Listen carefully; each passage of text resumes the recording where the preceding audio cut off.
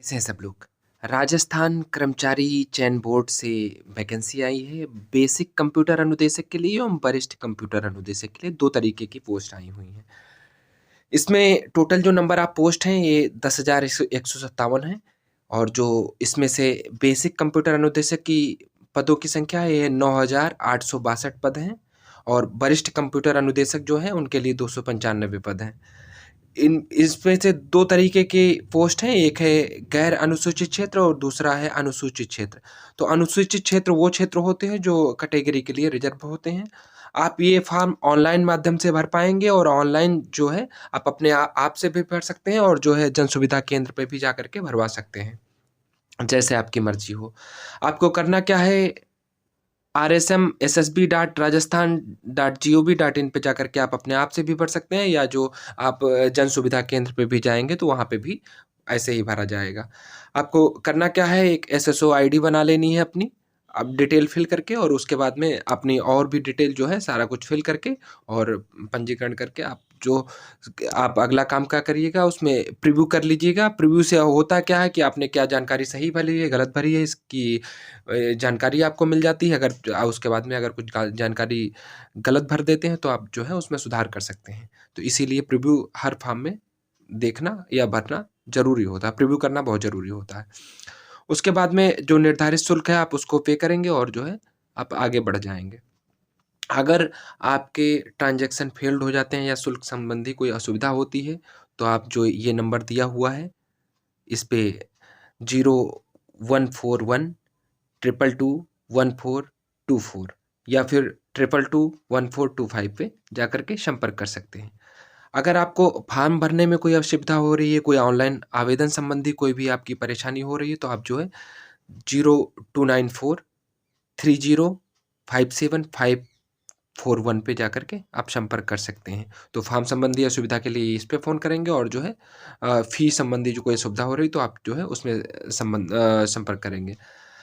इसमें एक चीज़ और जान लीजिए कि आपको जो है हाथ से भरे या फिर जो कह सकते हो कि ऑफ़लाइन फ़ॉर्म जो है एक्सेप्ट नहीं किए जाएँगे। तो जो भी आवेदन करने का तरीका है वो केवल और केवल ऑनलाइन ही है और आपका एक बार फ़ॉर्म अगर भर जाएगा तो उसमें जो है त्रुटि सुधार या संशोधित करने की अनुमति जो है नहीं दी जाएगी और दी जाएगी तो उसके जब लास्ट डेट हो बीत जाएगी उसके बाद आपको मौका दिया जाएगा, लेकिन उसके लिए आपसे पैसा लिया जाएगा।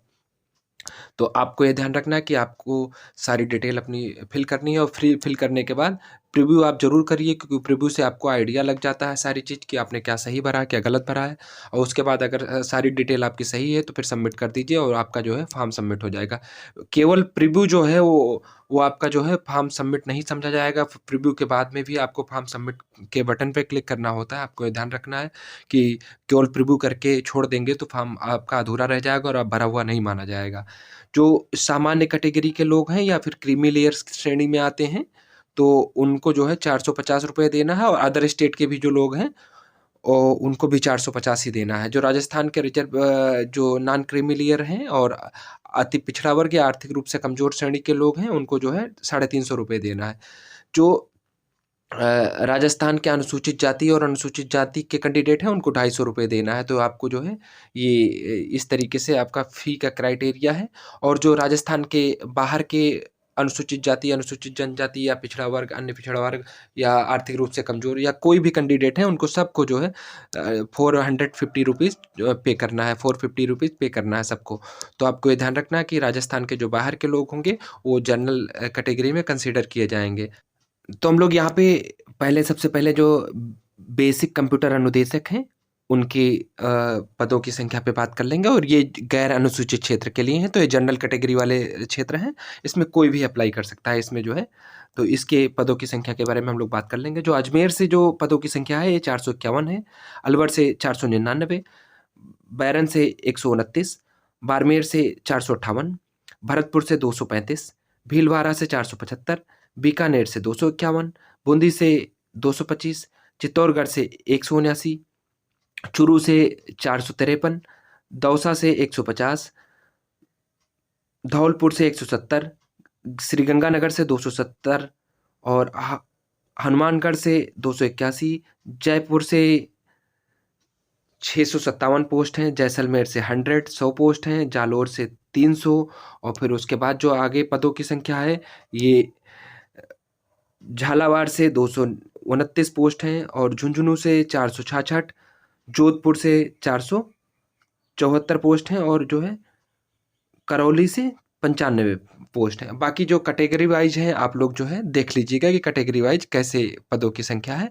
और उसके बाद जो अगली जिले के पोस्ट है कोटा से 222 हैं, नागौर से 400 और फिर पाली से 425, राजसमंद से 262 और जो है सवाई माधोपुर से 168, सीकर से 475, सिरोही से 128, टोंक से 200, उदयपुर से 147 और टोटल जो नंबर ऑफ पद जो पोस्ट है नंबर ऑफ पदों की संख्या है ये 8,974 पद हैं। बाकी जो कैटेगरी वाइज डिवाइडेड हैं तो टोटल जो है ये इतने पद हैं। और उसके बाद में जो ये बेसिक कंप्यूटर अनुदेशक अनुसूचित क्षेत्र यानी रिजर्व कैटेगरी वाले जो क्षेत्र हैं उनके बारे में हम लोग बात कर लेते हैं। तो इसमें जो पदों की संख्या है बांसवाड़ा से जो 216 पोस्ट हैं, चित्तौड़गढ़ से 2 पोस्ट हैं और जो है दुर्गापुर से 175, पाली से 13 और जो है प्रतापगढ़ से 170, राजसमंद से 5, सिरोही से 51, उदयपुर से 256 और टोटल जो है 888 पद हैं जो रिजर्व क्षेत्र वाले हैं। तो इसमें जो सामान्य कैटेगरी के बाकी जो कैटेगरी वाइज हैं वो सारी चीज़ें लिखी हुई हैं, आप एक एक करके आराम से पढ़ लीजिएगा उसको। और उसके बाद में हम लोग जो बात करने वाले हैं वो वरिष्ठ कंप्यूटर अनुदेशक के पदों की संख्या पे बात करने वाले हैं और ये गैर अनुसूचित क्षेत्र यानी कि जो है जो जनरल क्षेत्र है उसके बारे में हम लोग बात करेंगे।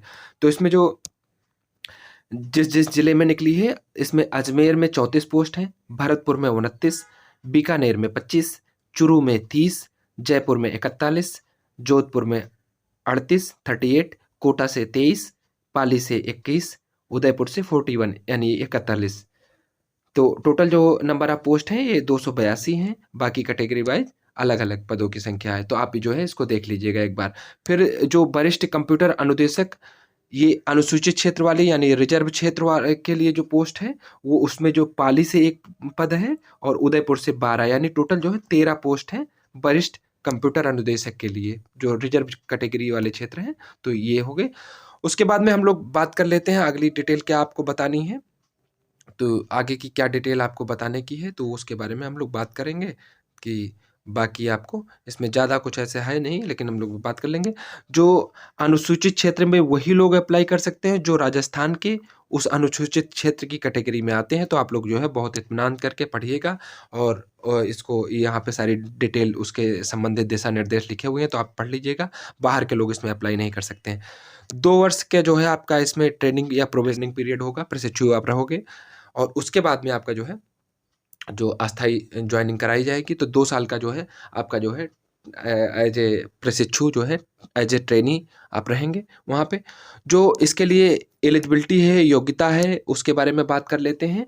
जो वरिष्ठ कंप्यूटर अनुदेशक के बारे में सबसे पहले बात करेंगे। तो वरिष्ठ कंप्यूटर अनुदेशक जो है उसके लिए हम लोग बात करते हैं कि क्या एजुकेशनल क्वालिफिकेशन चाहिए होगी।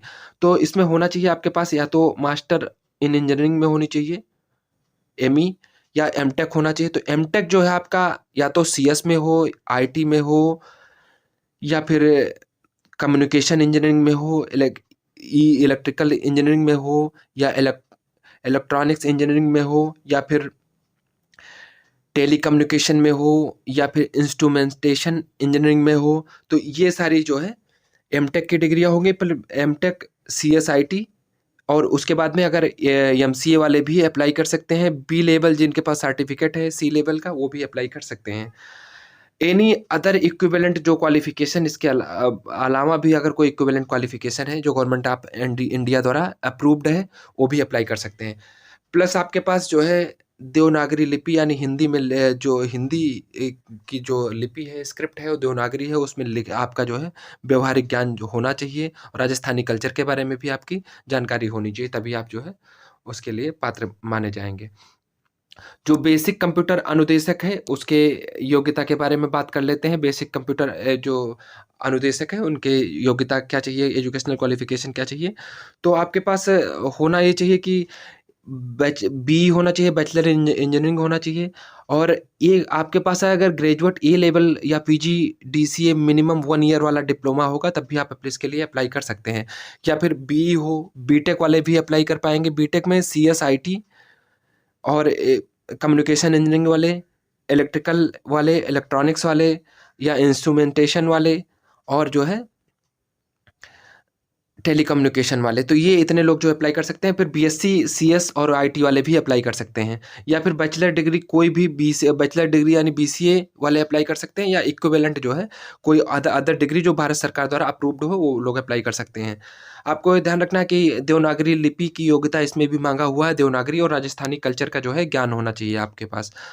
प्लस इसमें एक वरिष्ठ कंप्यूटर अनुदेशक एवं बेसिक कंप्यूटर अनुदेशक, दोनों में उसमें अपेयरिंग कैंडिडेट भी अप्लाई कर सकते हैं। जो अंतिम वर्ष के कैंडिडेट हैं या अंतिम सेमेस्टर के कैंडिडेट हैं, वो भी अप्लाई कर सकते हैं, बशर्ते आपको जो है जो भर्ती के लिए निर्धारित शैक्षणिक योग्यता, ये पदों की परीक्षा तिथि, जो परीक्षा तिथि आपकी होगी, उससे पूर्व अर्जित करनी होगी।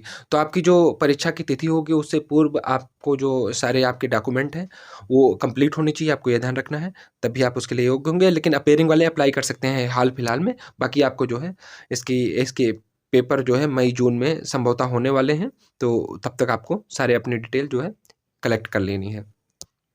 जो आयु सीमा है 1 जनवरी 2023 से इसकी गणना की जाएगी। 18 से लेकर के 40 के बीच में जो लोग हैं वो अप्लाई कर सकते हैं, 18 से 40 के बीच वाले।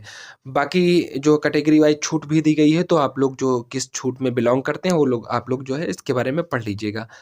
अगली जो डिटेल है, जो विडो कैंडिडेट हैं, उनके लिए आयु की कोई सीमा नहीं है, कितनी भी उम्र की हों वो लोग अप्लाई कर सकते हैं, बशर्ते उनको जो है संबंधित सर्टिफिकेट देना होगा। जो फार्म भरने की जो तिथि है 8 तारीख से यानी शुरू हो चुका है, और जो है 9 मार्च तक आप लोग इसमें अप्लाई कर सकते हैं। तो 8 फरवरी से लेकर के 9 मार्च के बीच में आप लोग अप्लाई कर सकते हैं। परीक्षा जो है संभवतः मई और जून में बहुत ज़्यादा प्रबल संभावना है कि परीक्षाएँ मई से लेकर के जून में किसी तिथि में करा ली जाएगी। जो लोग पहले से किसी जॉब में हैं, उनको पता भी होगा कि उनको एनओसी लगाना होता है, तो आप लोगों को पता होगा कि एनओसी उनको जो है सबमिट करना होता है। बाकी जो आगे की डिटेल क्या बतानी है, मैं देखता हूँ और कोई डिटेल बताने की रह गई है। ऑनलाइन एप्लीकेशन में अगर कोई त्रुटि हो जाती है, कोई गलती हो जाती है, तो उसके लिए आपके पास जो फॉर्म भरने की जो अंतिम तिथि होगी, उसके बाद 7 दिन का समय और दिया जाएगा आपको, लेकिन निर्धारित जो है 300 रुपये आपसे शुल्क लिया जाएगा, और आप उसमें जो है सुधार कर सकते हैं। जो आप उसमें सुधार करना चाहें, उसमें सुधार कर सकते हैं। बाकी जो आगे की डिटेल है कि आपका पेपर जो है, जो 100-100 नंबर के आपके 2 पेपर होने वाले हैं। तो ये पेपर की डिटेल जो है, सारी चीज़ें लिखी हुई है, उसका सिलेबस लिखा हुआ है, तो आप इसको जो है पढ़ लीजिएगा एक बिल्कुल सावधानीपूर्वक, और जो है आप इसी से क्वेश्चन आने वाला है आपका। और ये छोटी-सी डिटेल थी, और अगर और कोई डिटेल चाहिए हो, तो आप इसमें से आपको उसको समझ में ना आ रहा हो फॉर्म में, तो आप मुझसे भी कमेंट बॉक्स में पूछ सकते हैं। अदरवाइज़ आपको जो इंक्वायरी नंबर दिया हुआ है, वहाँ से आप जो है सारी डिटेल आप जो भी चाहिए हो आप ले सकते हैं। और ये छोटी-सी डिटेल थी। बाकी अपना ख्याल रखिए। Thanks for watching.